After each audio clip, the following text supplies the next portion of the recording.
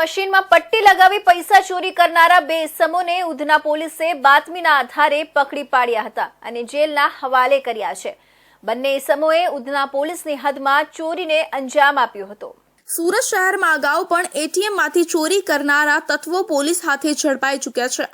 હાલ આવી જ ટોળકી ઉધના પોલીસ મથકની હદમાં સક્રિય હોવાની માહિતી મળતા પોલીસે વિસ્તારમાં પેટ્રોલિંગ હાથ ધરી હતી। આ પેટ્રોલિંગ દરમિયાન ઉધના ખાતે આવેલા ભાટિયાના રામદેવનગર સોસાયટી પાસેના ઇન્ડસલેન્ડ બેંકના એટીએમ પાસે બે ઇસમો શંકાસ્પદ લાગતા પોલીસે બંનેની પૂછપરછ કરી હતી, જેમાં બંને ઇસમોએ કબૂલાત કરી હતી કે તેઓ એટીએમ મશીનમાં પૈસા નીકાળવાની જગ્યાએ એલ્યુમિનિયમની પટ્ટી લગાડી દેતા હતા। પૈસા ઉપાડવા આવનાર જ્યારે પૈસા ઉપાડે ત્યારે તે પૈસા પટ્ટીમાં લાગી જતા હતા। ત્યારબાદ એક આરોપી અંદર જઈ પટ્ટીમાંથી પૈસા કાઢી લેતો અને બીજો બહાર ઉભો રહી અંદર વાળાને સાવચેત કરતો હતો। પોલીસ સાથે ઝડપાયેલા ઇસમોમાં આરોપી સૂરજ રાજારામ કારુસ, જે મૂળ યુપીનો વતની છે અને સુરત શહેરમાં રિક્ષા ચલાવતો હતો, જ્યારે બીજો આરોપી દીપુ સોલા નાયક મૂળ ઓરિસ્સાનો વતની છે। હાલ પોલીસે બંને આરોપીઓ સામે કાયદેસરની કાર્યવાહી હાથ ધરી છે।